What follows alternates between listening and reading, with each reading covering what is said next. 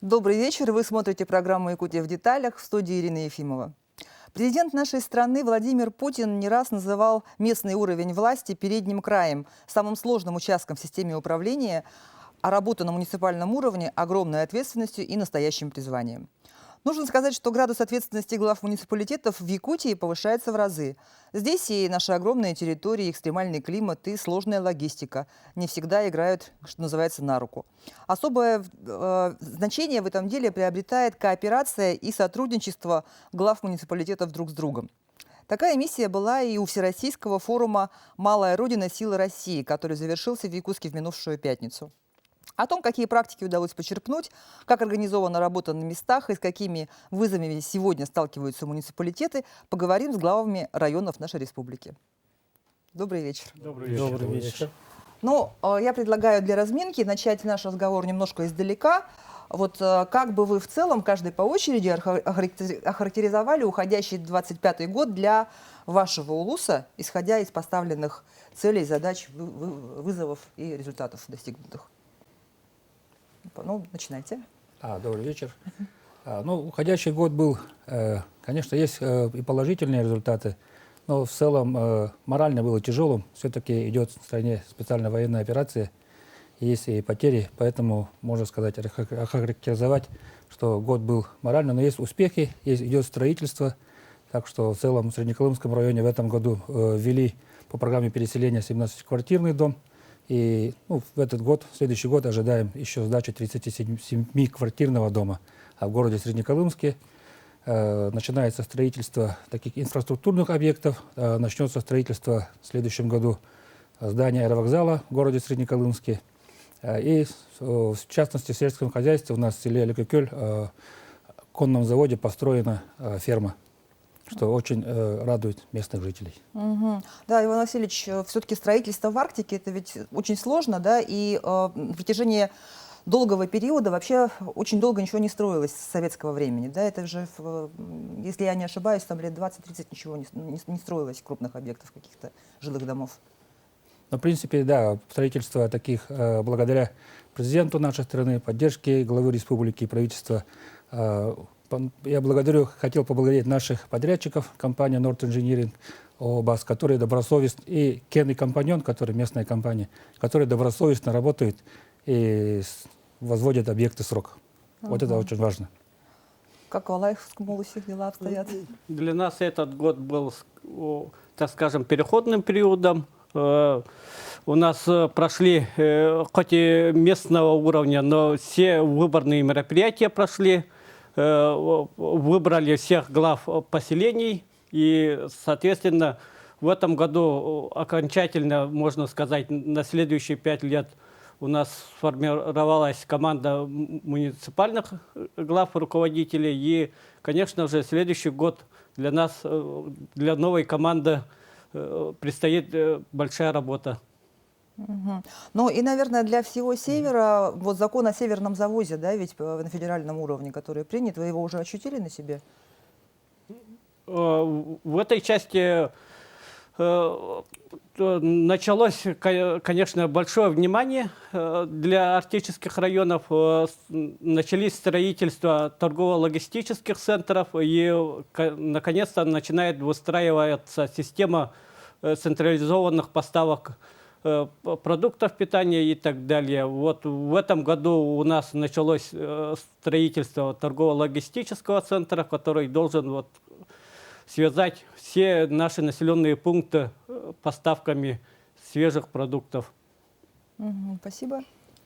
Хангаласский район, наверное, многие зрители знают, что в нашем районе проходили выборы, и я, как новоиспеченный глава, передо мной стоят очень большие задачи. Да. Конечно, новая команда уже вступила в работу. Одним из первоочередных задач стоит перечень поручений Илдархана. Да. Это проведение игр Манчары в 2029 году. Это будет знаковое событийное мероприятие для нашего района. Да. К нему что-то строится специально? Ну, конечно, у нас очень много проектов, да, которые мы хотели бы немного поправить экономическую обстановку, да, в районе.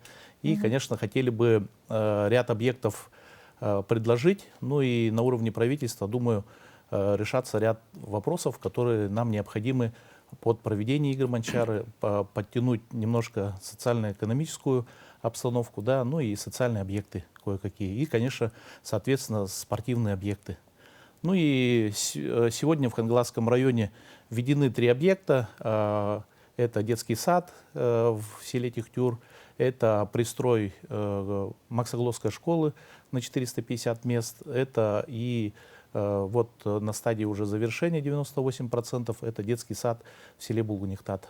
Ожидаем под окончание года, думаю, ввод вот нового объекта, детский сад в селе Булгунихтат. Спасибо, Сергей Геннадьевич. Как в Горном Улусе дела обстоят? Добрый вечер, дорогие друзья.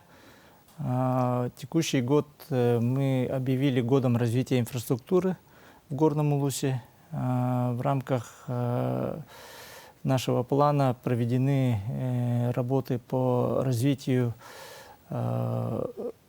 связи в нашем районе. Совместно компанией Ростелеком проведена работа по строительству оптоволоконной сети по маршруту Якутск-Бердигистях-Ортасурт. И таким образом завершена закольцовка оптоволоконных сетей в нашей республике. Пользуясь случаем, хотел бы поблагодарить компанию Билайн Вымпелком за то, что полностью в нашем районе смонтировали базовые станции 4G в каждом нашем населенном пункте. И такую же работу параллельно ведет Мегафон и МТС, но у них еще остались населенные пункты, где у них таких базовых станций не имеется. Кроме того, в текущем году по федеральным программам введены объекты в селе Бескёль. Это многофункциональный спортивно-культурно-административный центр. По поручению президента он был начат 3 года назад, и в текущем после году, пожара. году работы завершены. Также по программе капитального ремонта образовательных учреждений был проведен капитальный ремонт в детском саде «Одуванчик» в селе Асыма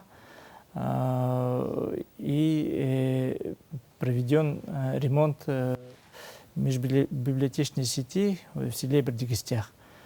Создано хорошие условия для читателей, для некоммерческих организаций. Хотел бы также отметить то, что по программе переселения, по направлению развития дорожной уличной сети ведутся много работ. По линии Министерства транспорта продолжаются работы по строительству муниципальной дороги Ортасурт-Кептень. И в текущем году впервые Минсельхоз предусмотрел финансирование на создание объектов малой мощности сельскохозяйственного производства. И благодаря этому у нас появились новые объекты малой мощности. А что это за объекты малой мощности? Переведите. Это коровники, это пищеперерабатывающие оборудование для нашего заготовителя. Небольших фермерских небольших хозяйств, да? объектов. Ну и такая работа, она в целом по многим направлениям у нас проводится. И, пользуясь случаем, хотел бы поблагодарить наших жителей, администрации поселений за активную работу и, конечно же, поддержку наших земляков, которые на сегодняшний день с оружием в руках, скажем так, защищают суверенитет нашей страны. Мы 2 раза ездили на территорию СВО для того, чтобы передать именные посылки и поддержать наших земляков. Такую работу, ну, конечно же, в каждом районе все администрации проводят. Но надеемся, что в скором времени победа будет за нами. Да, кстати, я же ваши фотографии, ваше обращение видела в книге На прошлой неделе у нас был эфир, посвященный книге памяти, первой книге памяти о воинах СВО, и там вот обращение есть каждого главы района. Евгения Исаевна Михайлова и автор книги Розалия Петровна приходили на эфир. Ну, давайте к форуму, наверное, да? Как вы оцениваете его итоги? Вообще, что там было интересного? Да, прежде всего, я хотел бы отметить, что в рамках третьего Всероссийского муниципального форума впервые региональные дни в текущем году проводятся, и впервые прошел такой региональный день зимой на территории нашей республики. Вот, приехали же почти все регионы, да? Да, как нам сказали организаторы, из 89 регионов нашей страны порядка 130 глав муниципальных образований, депутатов, представителей муниципалитетов посетили нашу республику. 10 декабря был выездной день. В тот день были организованы выезды в Горный, Намский районы и город Якутск. Наш район посетили 17 глав из 10 субъектов Российской Федерации. Мы показали им имеющиеся у нас муниципальные практики по поддержке предпринимательства, поддержке некоммерческих организаций, по текущей работе нашего муниципалитета, ознакомили их со структурой администрации, с бюджетом нашего района. Ну, в целом постарались показать текущие наработки и работу нашей администрации в таких экстремальных климатических условиях. Конечно же, главы поселений, главы районов, которые приехали, они были очень положительно оценили всю работу и сказали, что хотели бы еще более плотно ознакомиться с нашей работой. Давайте продолжим после небольшого перерыва. Оставайтесь с нами, не переключайтесь.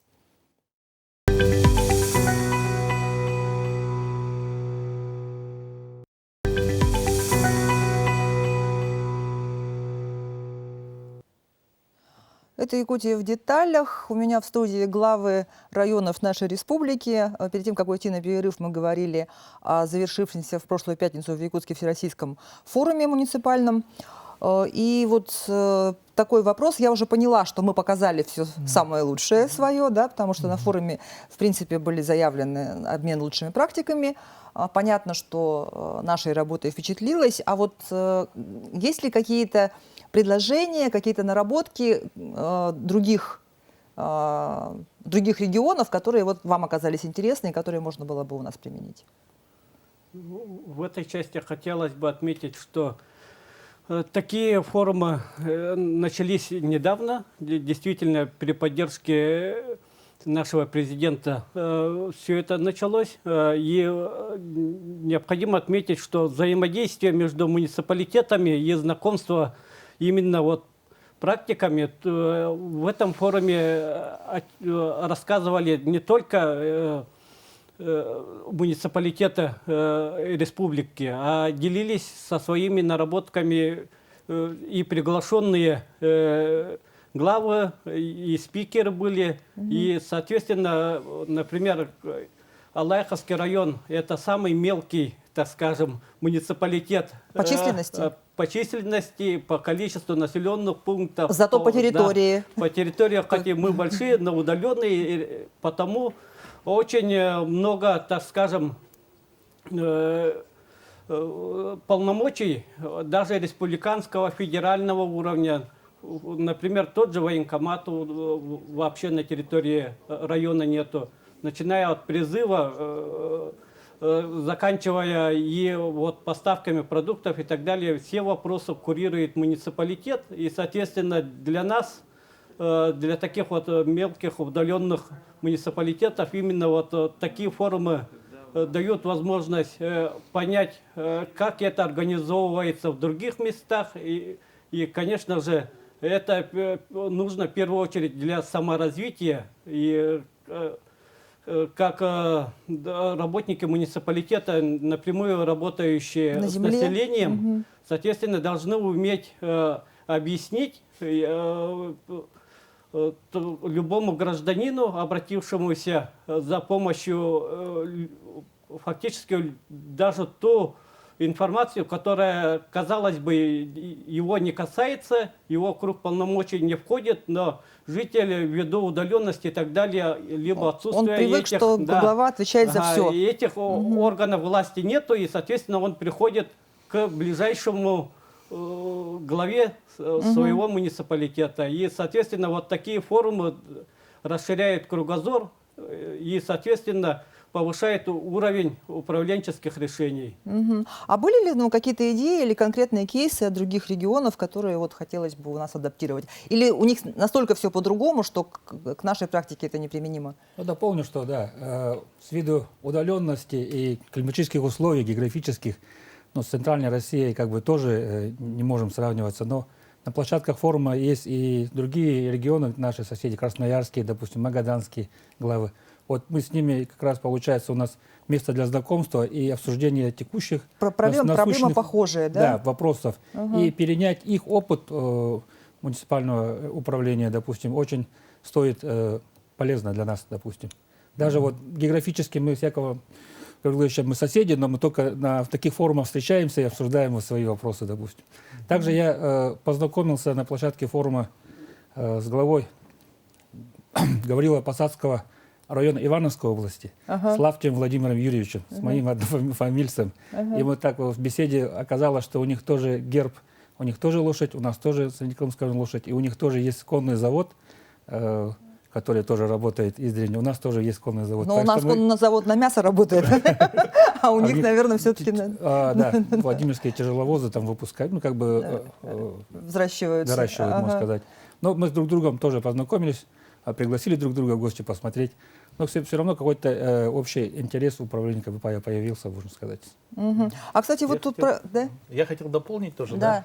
Ну, как новому главе, мне действительно тоже было очень интересно, да, вот посмотреть практики других регионов, да, конечно, я хотел бы тоже коллег тоже сказать и поддержать о том, что немножко другие климатические условия, да, но тем не менее работа выстроена в целом практически одинаково. Мы живем все в правовом одном государстве, все равно живем под одним федеральным законом, поэтому, конечно, интересно было послушать практики новые, да, ну и, конечно, развитие территорий, да, развитие территории, это говорилось об этом очень много, и очень приятно было слышать, как разработка мастер-планов, а что немаловажно для нас, для хангаласов, это вот как раз в период как раз игр Манчара, прохождения игр Манчара, да. Сейчас вот мы работаем вместе с энергией, это бизнес, власть и общество. Мы работаем вот как раз над разработкой общего мастер-плана. Это агломерации села Тихтюр, Актемцы, Улахан, Немигюнцы и Покровска. Вот как раз для нас это было очень важно услышать. И действительно, что это идеально подходит как раз под наши условия, наше развитие местного самоуправления. И хочется поблагодарить также руководителя нашего ВАРМСУ, да, это Саргадаева Степана Дмитриевича, о том, что о проведении вот такого форума это очень идеальная площадка для, вот как коллеги уже тоже сказали, для обмена опытом. Давайте для телезрителей расшифруем, что ВАРМСУ — это Всероссийская ассоциация развития местного самоуправления. развития местного самоуправления. Ну, руководитель у нас... По фамилию Степан Анатольевич Саргадаев. Ой, извините, Степан Анатольевич. Саргадаев. Да, Саргадаев Степан Анатольевич. Руководитель по России Ирина Михайловна Гусева. С приходом Ирины Михайловны в качестве руководителя ВАРМСУ идет большая системная работа по поддержке муниципалитетов. Проводится ежегодно Всероссийский муниципальный форум. В текущем году добавились региональные дни. И совместно администрацией президента Российской Федерации проводится обучение, в том числе вот такие обучения, как школа меров, где муниципалитеты, их команды тоже прокачиваются, получают новые знания. И, конечно же, много разных механизмов, которые дают возможность нашим муниципалитетам развиваться. Я хотел бы отметить спикера от Министерства сельского хозяйства Российской Федерации, руководителя департамента комплексного развития сельских территорий Рабюханы Дарья Леонидовна. Она дала очень конкретные предложения и разобрала вот кейсы многих наших заявок, почему они не могут пройти или какие ошибки встречаются при таких заявках. И, то есть такое практикоориентированное да, было, практикоориентированная такая встреча. И, конечно же, вот более 16 тысяч населенных пунктов Российской Федерации, из них 16 крупных городов и чуть больше 2000 населенных пунктов, малых городов, которые определены как опорные населенные пункты Российской Федерации. И также вот были представители Минэкономразвития, других федеральных министерств, которые также давали свои оценки по реализации поручения президента по развитию опорных населенных пунктов. Ну, сама тематика регионального дня была нацелена на пространственное развитие наших территорий. Вот, поэтому было очень интересно послушать представителей федеральных министерств и ведомств, организаций, которые занимаются этой проблематикой. И, конечно же, они на самом деле указывают на то, что все вопросы и проблемы, которые мы встречаемся, они на самом деле стараются учитывать, но в целом, конечно же, имеют цели и задачи по развитию вот этих 2000 опорных населенных пунктов, которые прежде всего расположены в центральной части нашей страны.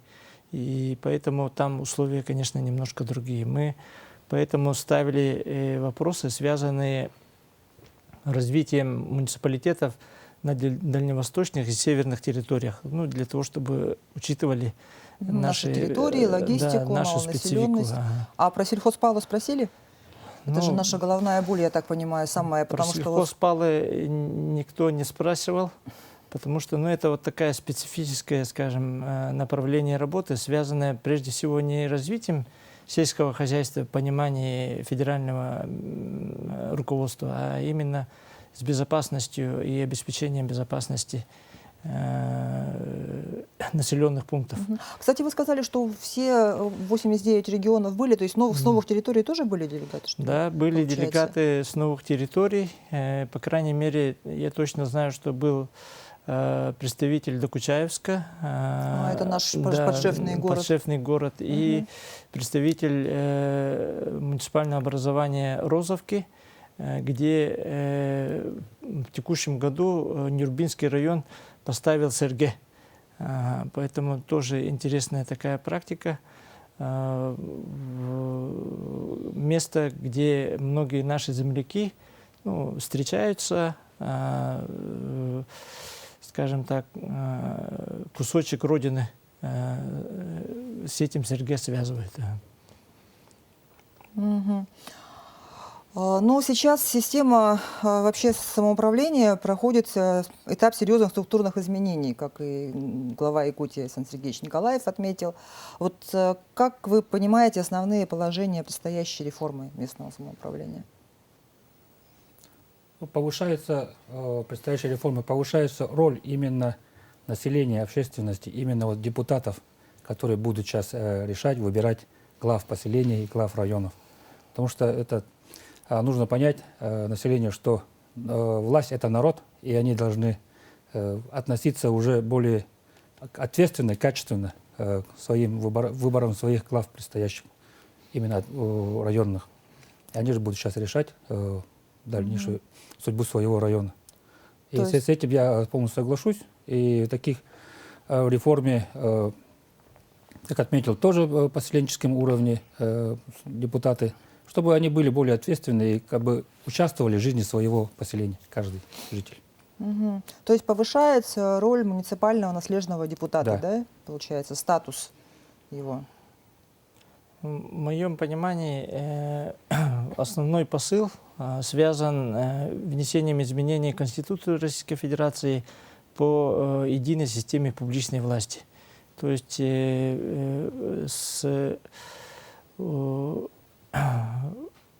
благодаря 33-му федеральному закону все публичные обязательства, они должны будут исполняться независимо от того, чьей ответственности или полномочиям они относятся. И в связи с этим очень большую работу депутаты Государственной Думы и депутаты Илтимен сейчас проводят в части уточнения полномочий и соответствующего финансового обеспечения этих полномочий. Вот, с этой точки зрения, конечно, считаю, что вот эту работу по ревизии, инвентаризации полномочий необходимо было провести, потому что по 131 федеральному закону ежегодно принималось там сотни изменений.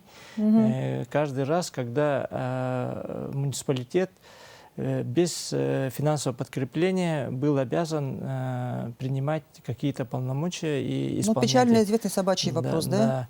Вот, Например? поэтому в связи с этим мы надеемся и видим, что работа в этом направлении, она ведется достаточно активно.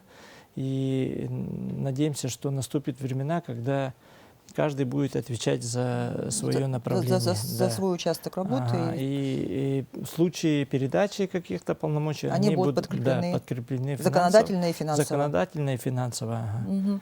Давайте прервемся ненадолго, оставайтесь с нами, не переключайтесь.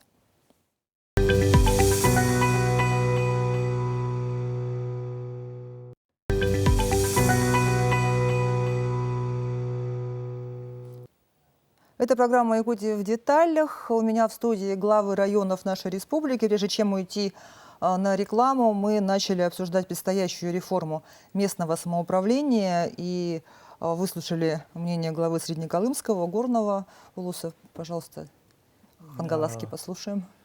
Ну, мое мнение то, что действительно новый закон о местном самоуправлении, это говорится о том, что самое главное, что сохранено двухуровневая система власти, да, действительно в главах поселениях, мелких поселений, да, что мы имеем, это отдаленные наши населенные пункты, там сохранены, самое главное, и бюджетирование, и главы наследов, да, и, конечно, более дало возможность это решение все-таки нашим представителям народа, да, это депутатам района, да, в выборе главы района, да, ну и также выбор главы поселения, он также остается, поэтому сегодня аппарат Госсобрания Илтумен приезжает на места. Наш депутат Илтумен Афанасий Семенович Владимиров сегодня проехал практически все населенные пункты, дал разъяснительную работу. В принципе, были вопросы, но четко был поставленный и выверенный правильно, грамотно ответ, что население осталось довольным и встречей депутатам. Ну и, конечно, депутатская работа была выполнена, да. И думаю, что на местах все приняли этот правильно закон, да. И думаю, что ситуация нормальна. Ваше мнение? Конечно, новый 33-й закон вроде как можно и назвать и реформой, но по большей части это особо ничего не меняет, но дает очень большую корректировку именно в части полномочий, которые будут наконец-то более или менее четко распределены между всеми ветвями власти. Например, тех же полномочия, которые, вот, как вы сами уже отметили, тот же собачий вопрос и так далее, и по 131-му были очень расплывчаты. Фактически они повторялись и в республиканском полномочиях, и районных полномочиях, и поселенческих полномочиях. Различались только словами «содействие», «организация», «участие» и так далее. И, соответственно, вот... А когда три ветви отвечают, как будто никто не отвечает. Слово в слово все повторялось. Соответственно, надзорный орган и вот эти словосочетания организация, участие и так далее, каждый надзорный орган По-своему толкует. Воспринимал по-своему. И, соответственно, получалось так, что начинались поиски крайнего. И, соответственно, вся задача всех ветвей власти становилась тому, что в первую очередь переложить ответственность на кого-то.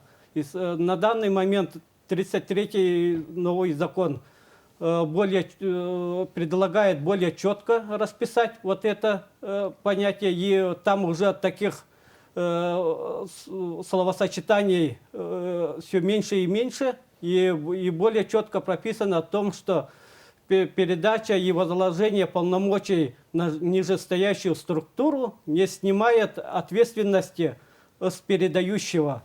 В предыдущем текстах законодательства, которые сейчас действуют, именно вот этого понятия не было. Было достаточно принять решение о том, что ты передал, не давать никаких финансовых структур, ничего.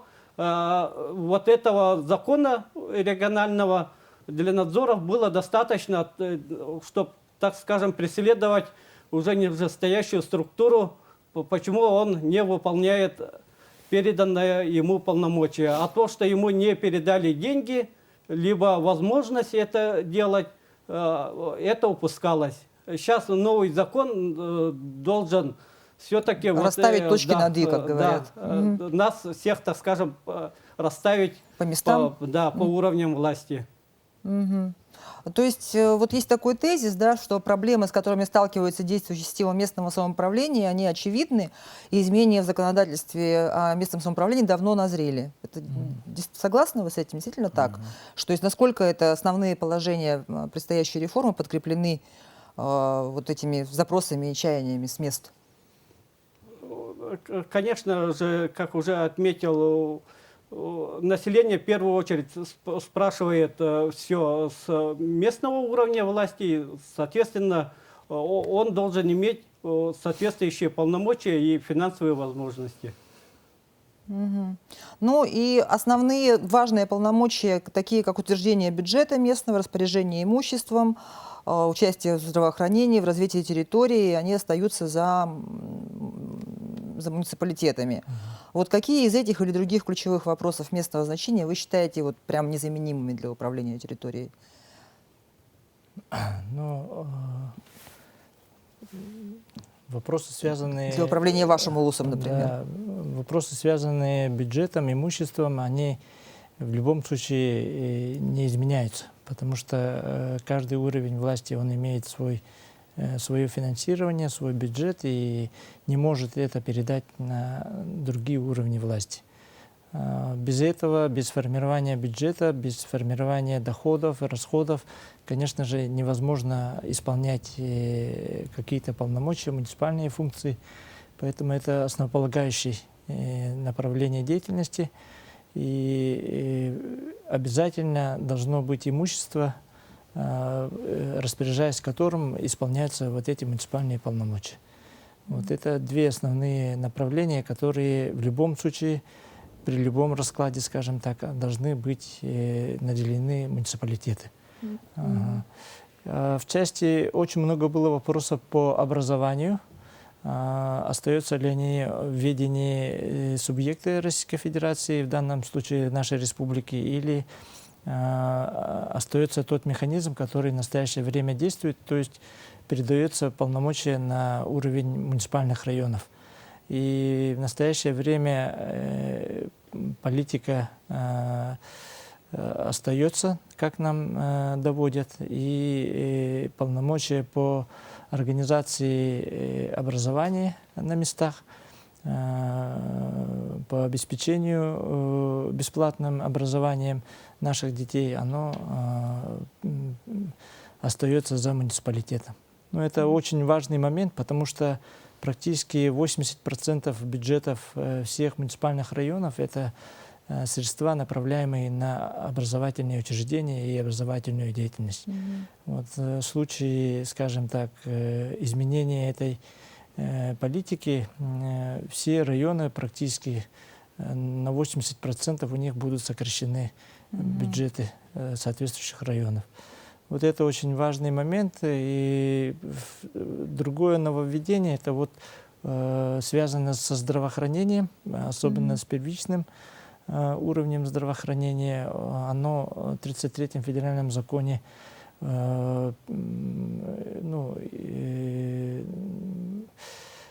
передается муниципалитетам. Этот вопрос тоже на сегодняшний день обсуждается.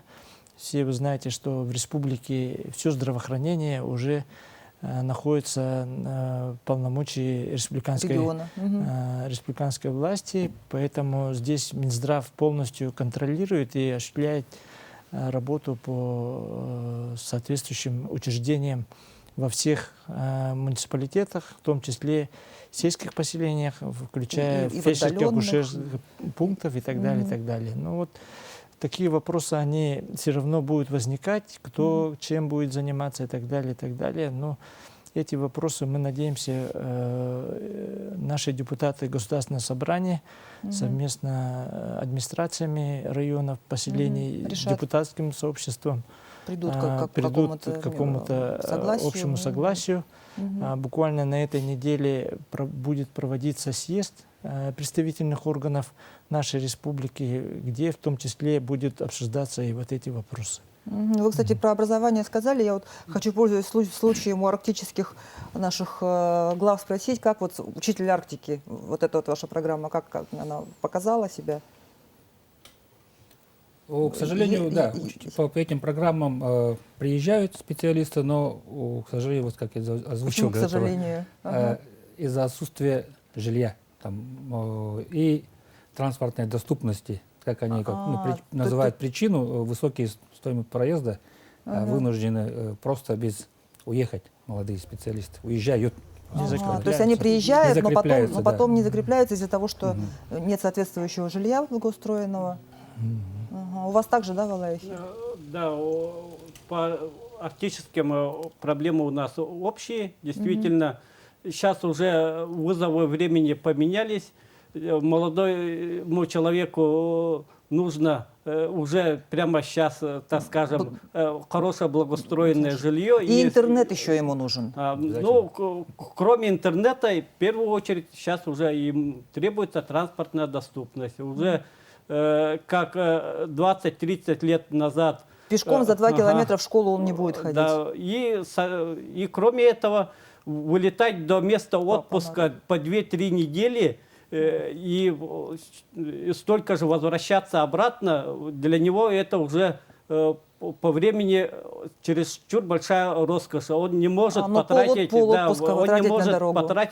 половину своего отпуска только на дорогу до места проведения отпуска. И, соответственно, отсутствие на данный момент адресных субсидий и так далее, вот это пока тормозит активное вовлечение